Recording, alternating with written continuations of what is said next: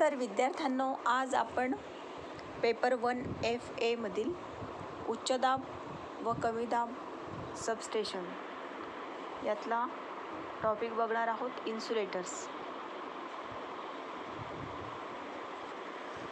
तर कंडक्टर्स एकमेकांना शॉर्ट होऊ नयेत, तसेच क्रॉस आर्म आणि पोल्समधून करंट वाहू नये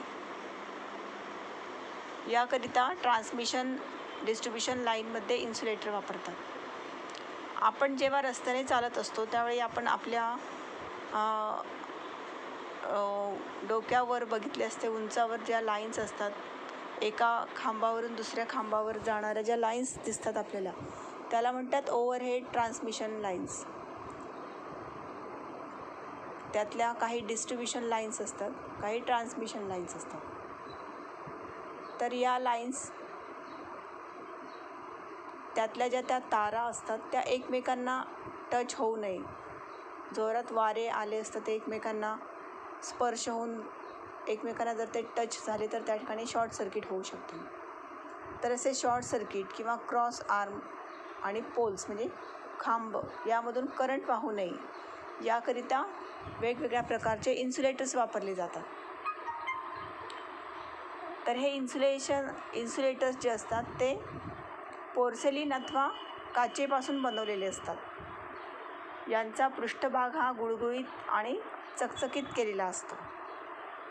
आपण बघतो ना, अतिशय असे स्मूथ गुळगुळीत असा त्यांचा पृष्ठभाग असतो आणि खूप सारी चकाकी असते त्यांना.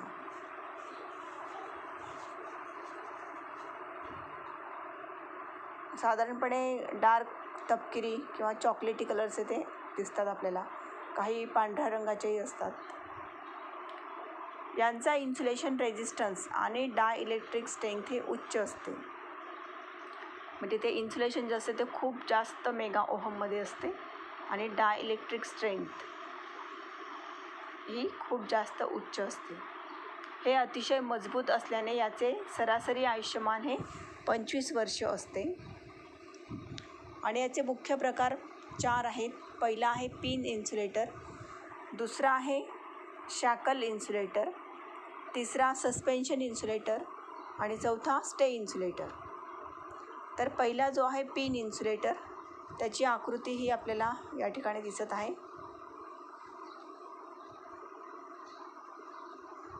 हे बघा. तर हे इन्सुलेटर जे आहे ते पोर्सिलिन अथवा टणक काचेपासून बनवलेले असतात आणि व्होल्टेज सहन करण्याच्या क्षमतेनुसार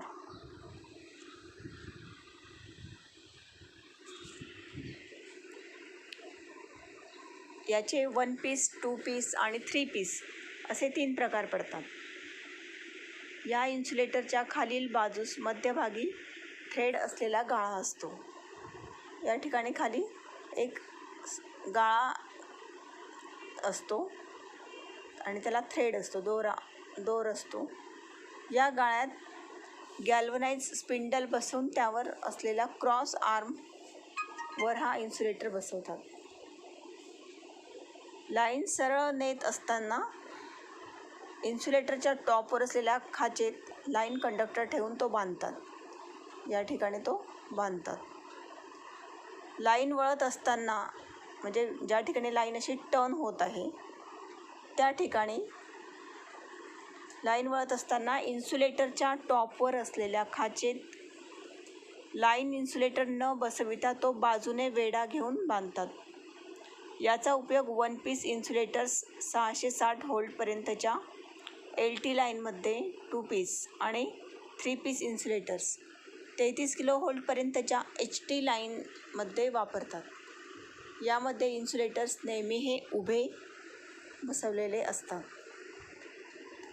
तर विद्यार्थ्यांना, तुम्हाला इन्सुलेटर्सचे प्रकार कोणते, किती व कोणते, किंवा कोणताही एक प्रकार हा आकृतीसह स्पष्ट करा, अशा प्रकारचा प्रश्न येऊ शकतो. तर दुसरा आपण प्रकार बघणार आहोत, शॅकल इन्सुलेटर.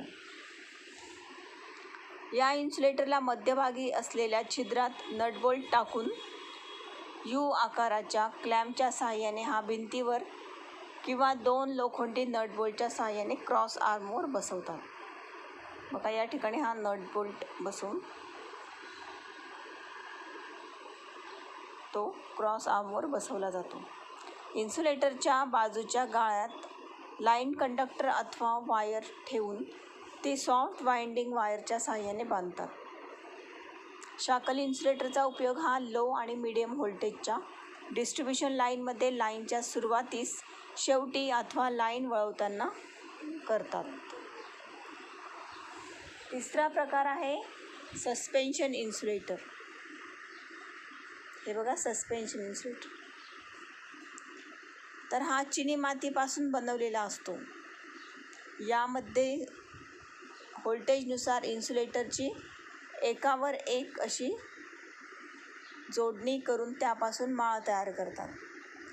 यामधील प्रत्येक इन्सुलेटरचा आकार हा बशीप्रमाणे असता, म्हणून याला डिस्क इन्सुलेटर म्हणतात. हे बघा हे यांची एक माळ तयार केली जाते.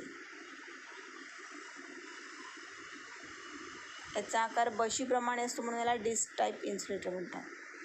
प्रत्येक डिस्कची व्होल्टेज क्षमता ही 11 kV इतकी असून 440 kV लाईनकरिता अंदाजे 40 डिस्कची माळ बनवितात. सर्वात खालच्या इन्सुलेटरच्या तळाशी शील्ड रिंगसह कंडक्टर जोडलेला असतो. सर्वात वरच्या इन्सुलेटरवर आर्किंग हॉर्न जोडतात. हे संपूर्ण युनिट टॉवरच्या क्रॉस आर्मला जोडतात. त्यामुळे कंडक्टर हवेत टांगता राहतो. याला सस्पेन्शन इन्सुलेटर असे म्हणतात. याचा आकार मोठा असून किंमतही जास्त असते. याचा उपयोग हा EHT आणि HT ट्रान्समिशन लाईनमध्ये वापरतात. EHT म्हणजे काय? एक्स्ट्रा हाय टेन्शन, आणि HT म्हणजे हाय टेन्शन ट्रान्समिशन लाईनसाठी या सस्पेन्शन इन्सुलेटर्सचा वापर केला जातो. आले लक्षात? आकृती आणि माहिती लक्षात ठेवा आणि प्रकार लक्षात ठेवा. पुढचा आहे स्टे इन्सुलेटर. हा इन्सुलेटर पोर्सिलिनपासून बनवलेला असतो आणि तो अत्यंत टणक असतो. यामध्ये एकमेकांच्या काटकोनात 2 गाळे असून त्यामधून स्टे वायर बसवलेली असते. इन्सुलेटर जमिनीपासून कमीत कमी 3 मीटर उंचीवर बसवतात. काही कारणास्तव लाईन तुटून स्टे वायर पडल्याने तिला स्पर्श झाल्यास शॉक बसू नये म्हणून हा इन्सुलेटर वापरतात. चौथा स्टे इन्सुलेटर आपण बघितला. आता आपण पुढे बघणार आहोत स्विच गिअर. बघा स्विच गिअर म्हणजे काय?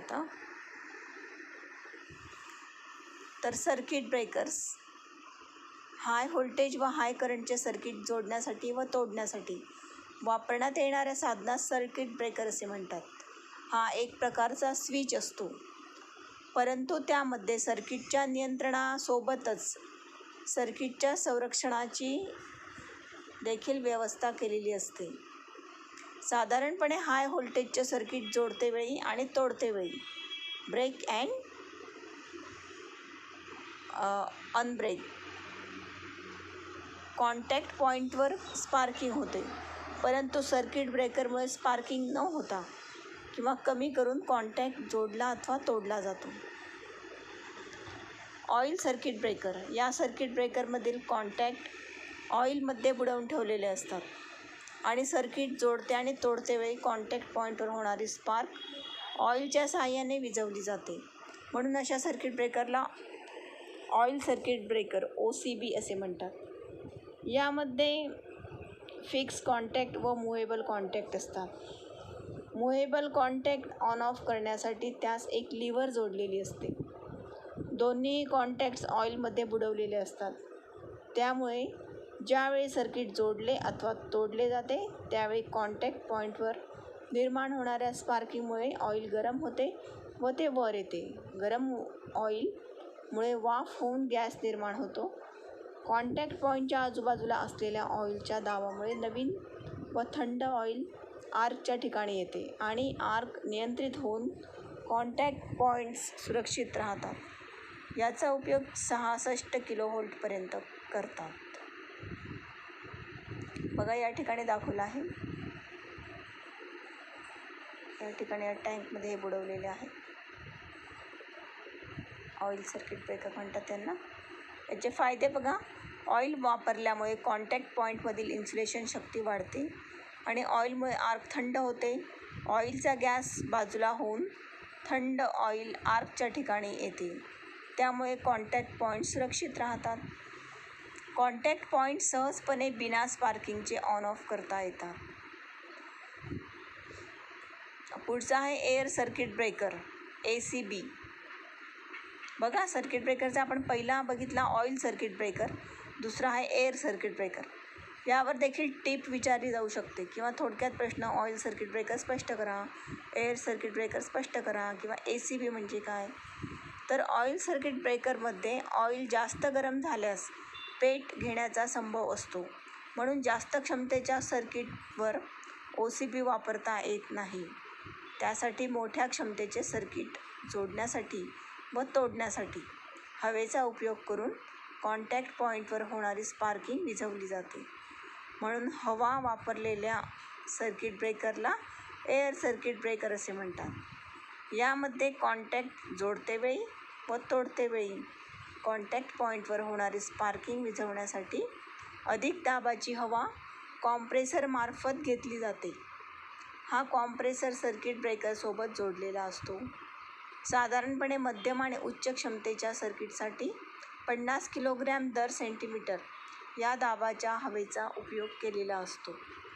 हवेचा दाब जास्त ठेवल्यामुळे कॉन्टॅक्ट पॉईंट ओपन होताना भोवतालची हवा कॉन्टॅक्ट पॉईंटकडे जाते आणि संभावित स्पार्किंग विझविण्यास मदत होते. अशा एअर सर्किट ब्रेकरचा उपयोग 66 किलोव्होल्ट 220 किलोव्होल्टच्या मुख्य सबस्टेशनमध्ये केलेला असतो. बघा एअर सर्किट ब्रेकरची ही आकृती दाखवलेली आहे. यामध्ये हा एअर रिझर्वायर आहे, म्हणजे या ठिकाणी हवा रिझर्व केलेली असते, स्टोअर केलेली असते. त्यानंतर हा आहे एअर व्हॉल्व. हा व्हॉल्व ऑन ऑफ केला असता यातली हवा ही बाहेर वरच्या दिशेने जाते. ही आहे आर्किंग चेंबर. हा आहे इथे पिस्टन. हा आहे मूव्हिंग कॉन्टॅक्ट. ही क्लोजिंग स्प्रिंग. हा आहे सेरीजमध्ये जोडलेला आयसोलेटर, सेरीज आयसोलेटर. त्यानंतर normal air clearance for working voltage. Normal air clearance working व्होल्टेजच्या वेळी हा क्लिअरन्स ठेवलेला आहे. सर्किट ब्रेकर झाला, ऑइल सर्किट ब्रेकर आणि एअर सर्किट ब्रेकर. आता बघूया आयसोलेटर. आयसोलेटर हे एक एअर स्विच आहेत, म्हणजे हवा वापरलेला असा एक हा स्विच आहे, एअर स्विच. आयसोलेटरमुळे कॉन्टॅक्ट पॉईंटची आर्क कमी किंवा नष्ट करता येते. यास डिस्कनेक्टिंग स्विच असेही म्हणतात. याची जोडणी सबस्टेशनमध्ये सर्किट ब्रेकर नंतर अथवा सर्किट ब्रेकर पूर्वी केलेली असते. लाईनमध्ये एखाद्या वेळी दोष उत्पन्न झाल्यास सर्किट ब्रेकर ओपन होतो. तो दोष शोधून त्याचे निवारण करताना आयसोलेटर ओपन करावा लागतो. लाईन चालू असताना आयसोलेटर ओपन केला जात नाही, कारण जर चालू स्थितीत आयसोलेटर ओपन केला तर मोठ्या प्रमाणात आर्क निर्माण होते. आर्क म्हणजे काय? एक प्रकारे आग. बघा आपण जेव्हा गॅस चालू करतो आणि जर जरा जास्त वेळ आपल्याकडून बटन ऑन झालं असेल आणि आपण पटकन लायटर नाही लावलं तर त्यावेळेस कसा एक भडका होतो थोडासा, तशाप्रमाणे त्याला म्हणतात आर्क. त्या पद्धतीची या ठिकाणी आर्क निर्माण होते, म्हणजे आग असते ती आणि अशी खूप जास्त प्रमाणात अगदी असं पटकन असं भडका झाल्यासारखी ती होते. या आर्कमुळे आयसोलेटरवरील इन्सुलेटर्स फुटतीलच, परंतु गंभीर स्वरूपाचं अपघात होण्याची शक्यता असते. म्हणून आयसोलेटर हा फक्त प्रवाह बंद असतानाच लाईनची दुरुस्तीसाठी ओपन करावायचा स्विच असतो, हे लक्षात ठेवावं. बघा, तुम्हाला अशा प्रकारचे आपल्या घराजवळ जो पोल असतो त्या ठिकाणी ट्रान्सफॉर्मर बसवलेला असतो, त्या ठिकाणी वरच्या बाजूला तुम्हाला हे दिसतील आयसोलेटर्स 3.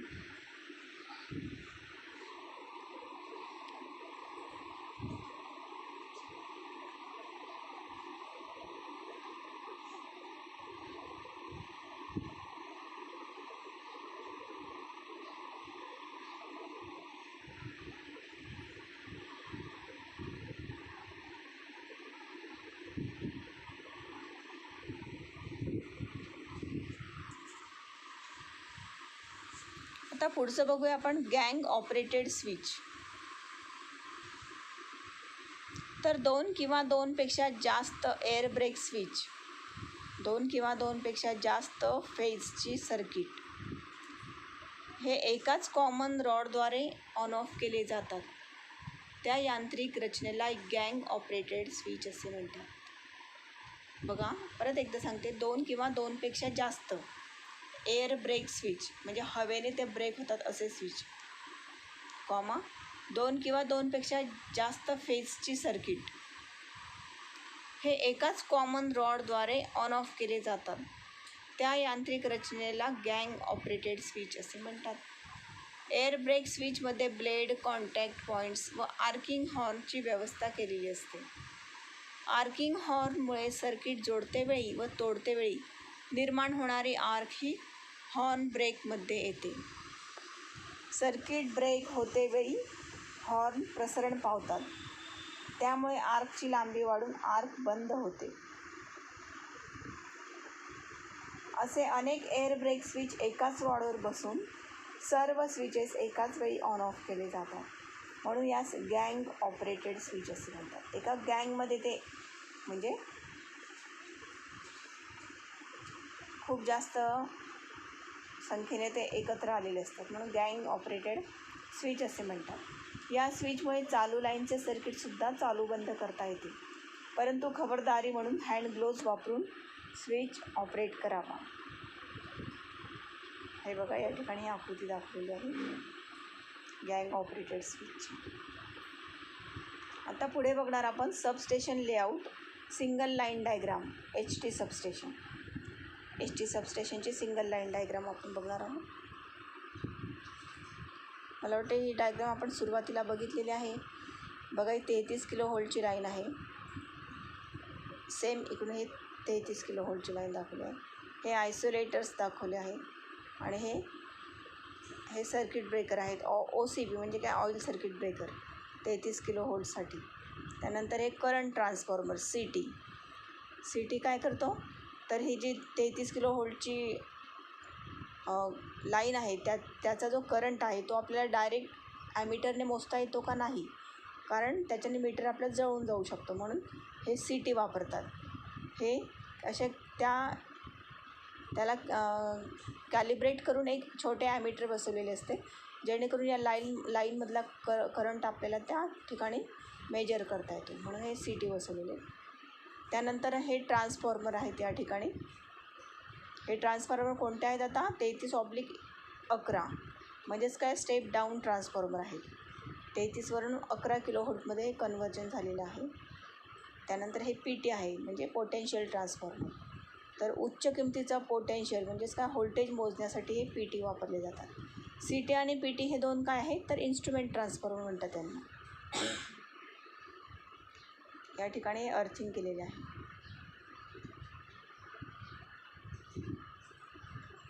बघा, आउटगोईंग 11 kV. त्यानंतर हे लाईटनिंग अरेस्टर. तर ही झाली substation layout of single line diagram, HT substation. परीक्षेला तुम्हाला 6 मार्कांना वगैरे ही डायग्राम विचारली जाऊ शकते की सबस्टेशन लेआउट काढा HT सबस्टेशनचा, HT सबस्टेशनचा सिंगल लाईन डायग्राम काढा. त्यावेळेस तुम्ही हा डायग्राम काढला पाहिजे. बघा, हाफ डायग्राम लक्षात ठेवा बरोबर. नेक्स्ट म्हणजे हा झाला बस बार 1 आणि हा झाला बस बार 2. हा अर्धा एक पार्ट तुमचा लक्षात राहिला की हा दुसरा बरोबर लक्षात राहील. पुढचं आहे LT सबस्टेशन. LT सबस्टेशनची सिंगल लाईन डायग्राम या ठिकाणी बघा. 11 kilovolt isolators, 11 kilovolt oil circuit breaker CT, त्या या ठिकाणी ट्रान्सफॉर्मर हा काय करतो, LT म्हणजे काय, लो टेन्शन. या ठिकाणी 11 किलोव्होल्टचा 400 व्होल्टमध्ये यांनी कन्वर्जन केलं, म्हणजेच हा झाला स्टेप डाऊन ट्रान्सफॉर्मर. हे आहे PT म्हणजे पोटेन्शियल ट्रान्सफॉर्मर. हा PT या ठिकाणी काय सांगितले मगाशी, तर हाय व्होल्टेज मेजरमेंटसाठी हा PT या ठिकाणी बसवलेला आहे. हे झाले इनकमिंग लाईन 11 किलोव्होल्ट आणि हे झाले आउटगोईंग लाईन. हे इनकमिंग लाईन आणि हे आउटगोईंग लाईन.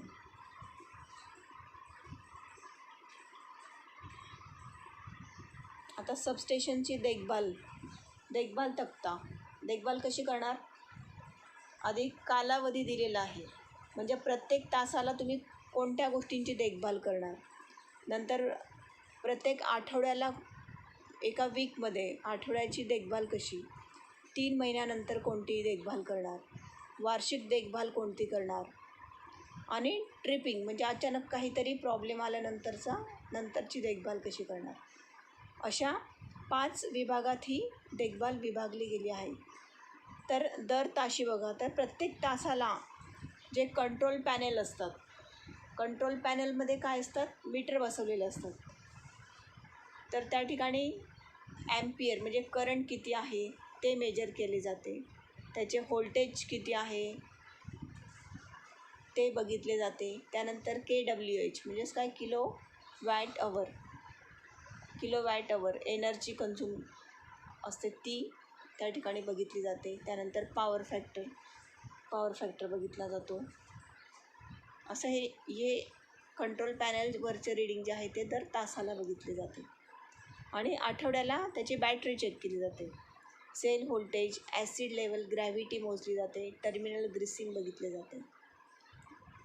त्यानंतर दर 3 महिन्याला ट्रान्सफॉर्मर चेक केला जातो. ट्रान्सफॉर्मरमध्ये काय बघणार, तर त्याची ऑइलची लेवल बरोबर आहे की नाही, त्याचा बकॉल्स रिले, गॅस आऊट हे ओके आहे की नाही ते बघितले जाते. सिलिका जेल बदलला जातो, त्याचा कलर बदललेला असतो. मग कलर पूर्णतः बदलला असल्यास ते सिलिका जेल काढून घेतले जाते ब्रीदरमधील.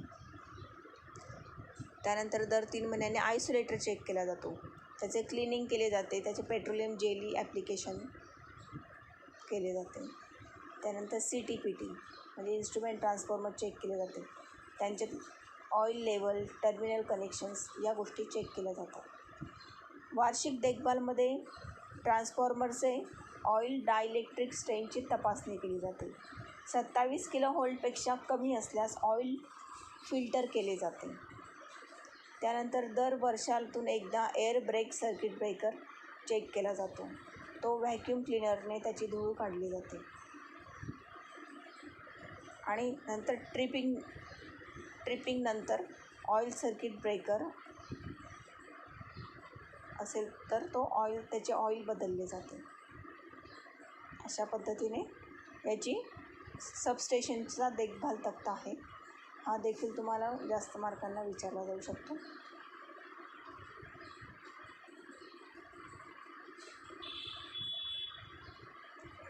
तर विद्यार्थ्यांनो, तुम्ही आता या चॅप्टरमधील देखील या जोड्या लावा. बघा, मी एक जोडी लावून देते तुम्हाला, लाईटनिंग ॲरेस्टर. त्याला तिसरी जोडी आहे आकाशातील वीजपासून संरक्षणासाठी. ट्रान्सफॉर्मर विद्युत दाबामध्ये बदल करण्यासाठी. इन्सुलेटर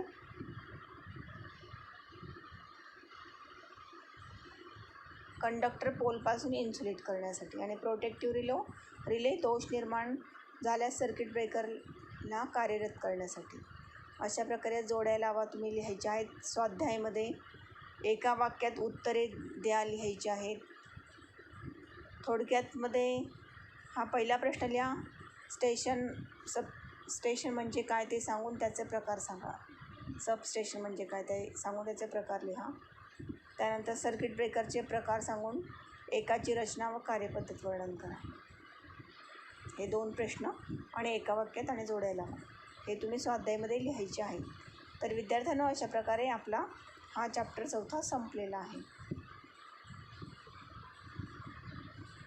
तुम्हाला व्हिडिओ आवडली का?